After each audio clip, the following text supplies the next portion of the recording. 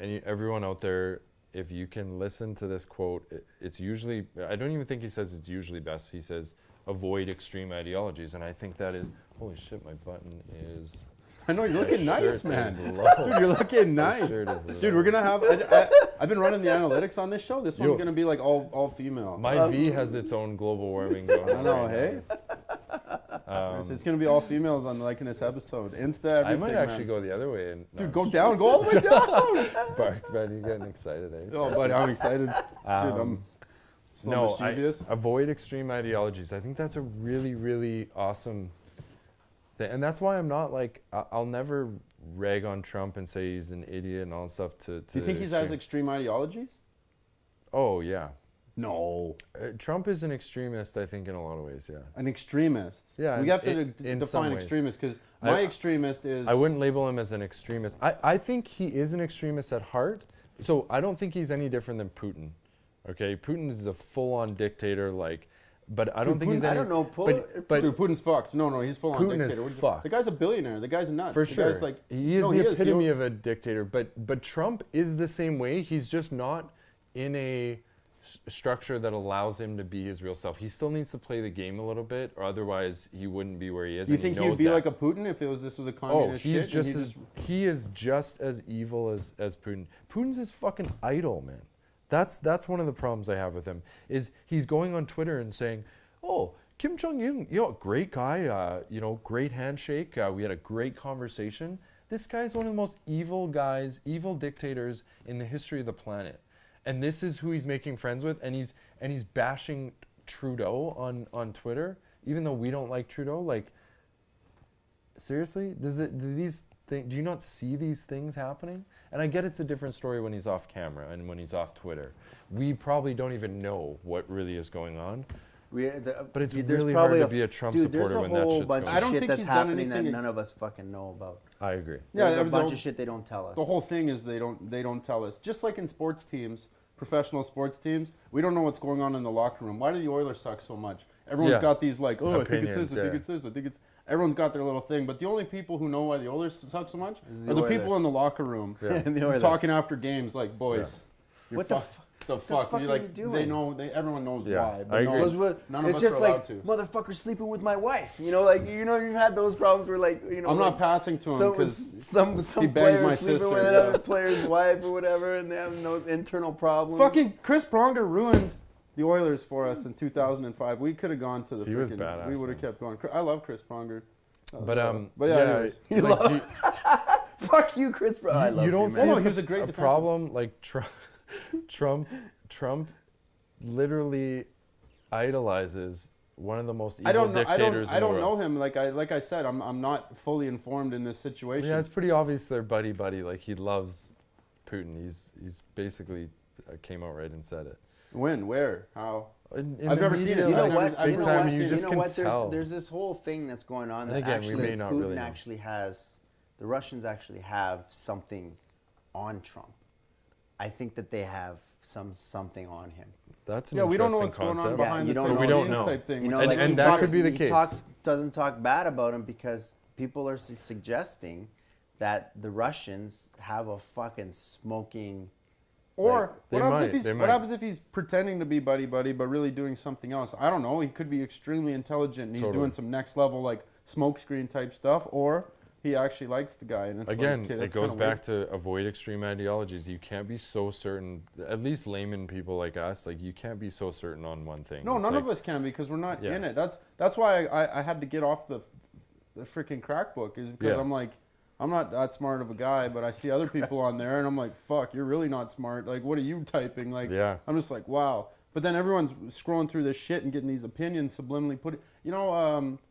Think and Grow Rich. He talks about.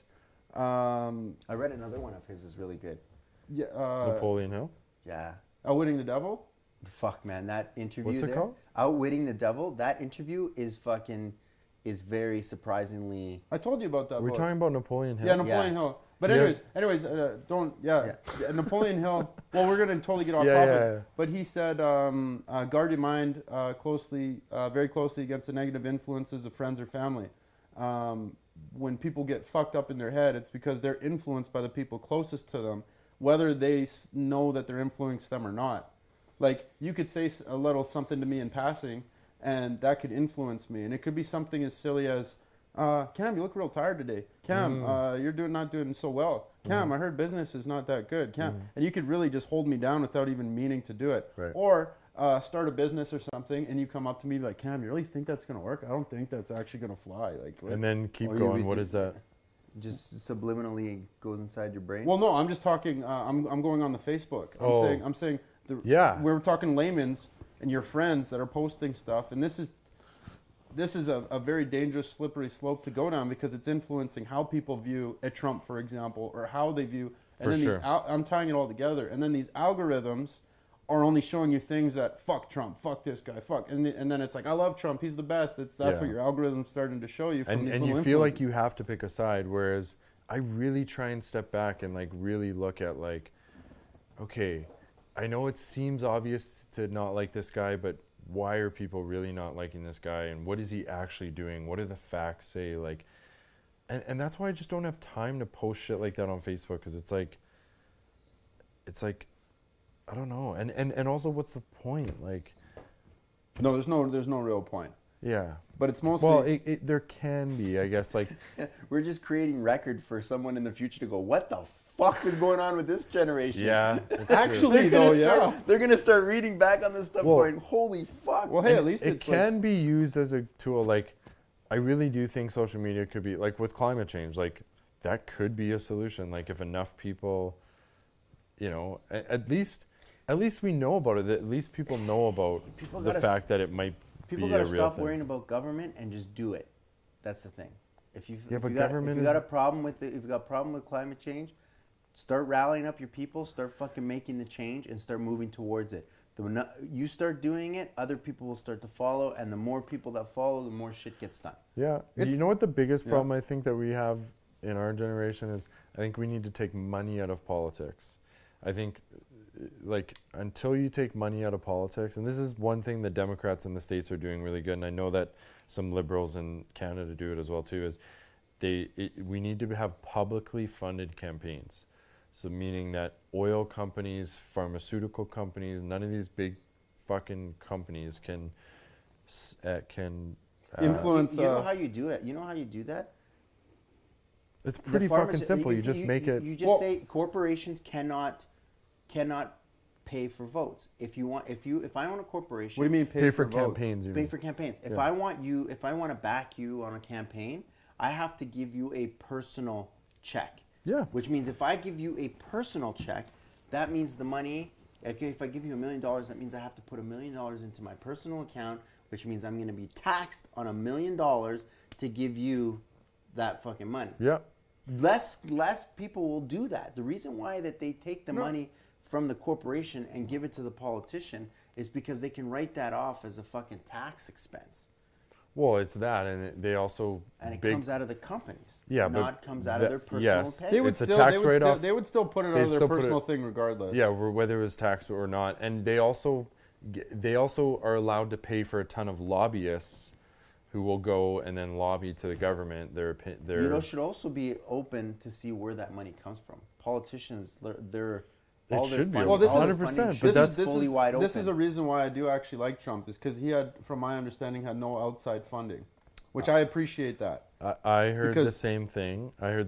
But he has his own corporate interests that bleed into his politics, I think. Like, it's just it's like now him, because he's normally the businesses that would fund political campaigns. Now but he doesn't get pulled around in any direction from people. No, he doesn't. Hey, I gave you $20 million for that. He doesn't. Thing. He gets pulled around by his ego and his own businesses and his own interests, is what I think, in my opinion.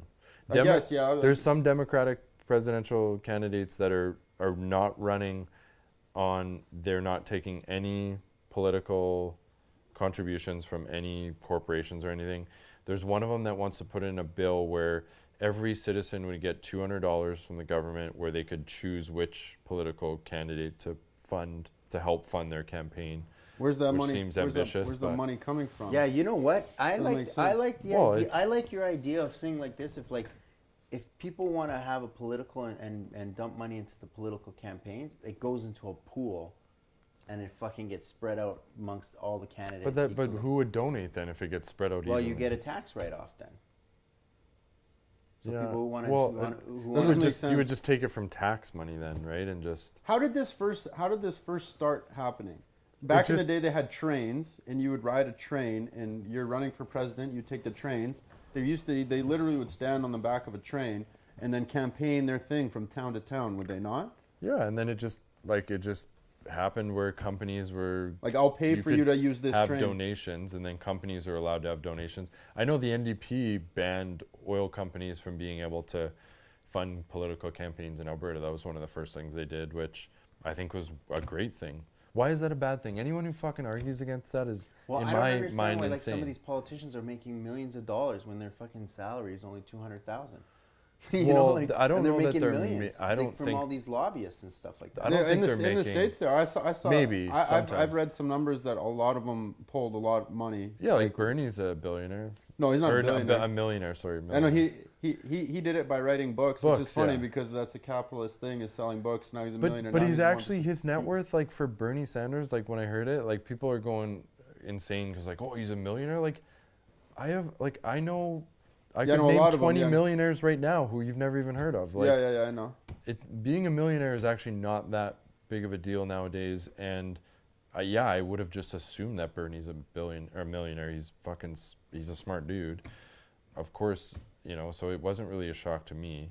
I think he had only he's in like the low millions though, which is crazy. It still seems kind of a guy that has that much influence. Yeah, seems low. It seems still a little. The hypocrisy of it's kind of funny. Yeah, I know what you're saying. Walk on him though. That's why all the other millionaires that are running probably go fucking Bernie Sanders. Go over there, Bernie. Little Bernie's over here again. Keep showing up, you know. Like they're pushing him around like he's not worth it. Bernie's an extremist as well too, but just on the other. You know side. what would be interesting is to create a whole new government system. Like needed. outside of those of those people, like literally just start creating like your own little community. Well, it's called the UN. Do you think you could do? Are you like a proponent of like utopianism? Like, do you think we could all just like run around holding hands and shit? I'm more into. What are you into, Stevie? If you really want to, Stevie, what are you into, man? If you really want to make change, you have to do it within your communities. So people would have to actually like start like the same thing we mentioned before. Globalism is not going to work. You have to go back into these little colonial systems where you have like small tribes that take care of each other. And you basically, within those tribes, they work with, you can actually make changes and you can actually have how do you just implement that though? Like that sounds cool, but like, hey guys, now we're all part of these tribes and like how's shit getting done? You just start to group together. You get a bunch of people. You have to move out of the city though? Like how's the plumbing getting done? At the end of the day, the people are the ones that have the power. They have the power. The more people that you get together, like let's say just go to fucking Hall and start saying, hey guys, let's start having a conversation. And you just start having a conversation. And that scares the shit out of government because when you have a congregation of people, that's when change happens. And that's when the guns come out. And that's when they go, holy fuck, there's a revolution happening. Let's start keeping these people under control and getting them to stop talking. Right? And that's what happens, you know? And then people get scared. Yeah, you just get laughed out of City Hall if you showed up there, or if someone. But he's right. I'm not going to go compete with them. That's their. It's like me trying to play in your basketball game. You know, you already got your team. You're already playing. You guys are. I'll have to start a new basketball game. I know, but where are you starting? Like, are you moving out of a city and being like, hey, all 15 just started within the city. You just have 15, 30, 40, 50 people. You just start building your own community. The people do have the most leverage, though. They really do have the most power. It's just, the problem is getting everyone to agree on every, like, again, we can be so divided on something like, again, the abortion thing. It's like people will have the best of intentions, but yet are so divided. So it's hard to get all the people on board. Plus, with the fact that everyone's chasing money. Stevie, let's say you're creating a little utopia with 15 people, and I don't want to be the plumber. The plumber? What do you mean? He's saying like you're saying like you're instead of money. Are you saying there's no money? You're just trading. This guy does this. No, I'm not saying that there's no money. I'm just saying like in order for change to happen, people need to like work within their community. I have zero control over what happens in City Hall unless I You do though. You have a part vote. a vote. But outside that vote, I really have no control. Like, I'm not sitting in the chairs. Yeah, but getting people together and all voting will have more impact than getting everyone together and doing. I don't know. Like, what are you doing? No. Like, I'm saying, like, okay, let's say this downtown community, right? Right. If I really want to make change, unite the street. Mm-hmm. You start with your street. First thing. Okay, so let's say your vision. You go around your street and you unite everyone, so everybody knows each other. You guys how you want to clean up your street, how you want to do your. I agree with that. You start creating we need to have more conversations about your street, and as soon as you can get your street in order, they do have communities like that. Yeah, not very many people are actually involved in them. But you look at the States and even Canada, we're so divided that it's like we're not even like the same kind. We're not even acting as like we're on the same team. Canada and U.S.? No, like Canada's got the Democrats and the Republicans. We have the Liberals and the Conservatives. We're so divided in many ways. The States are way worse than us. They're so divided that it's like we're not even on the same team. We're forgetting that we're on the same team here.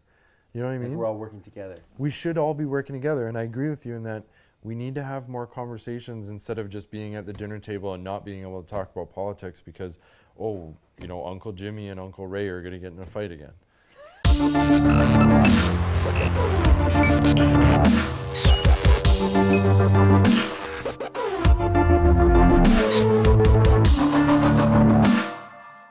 Hey guys, if you enjoyed that clip, we got another one right here for you. If you want to catch the full episode where this clip came from, you just click the link right here. My name's Cameron Barkey. This is The Thought Exchange, the podcast where nothing is safe.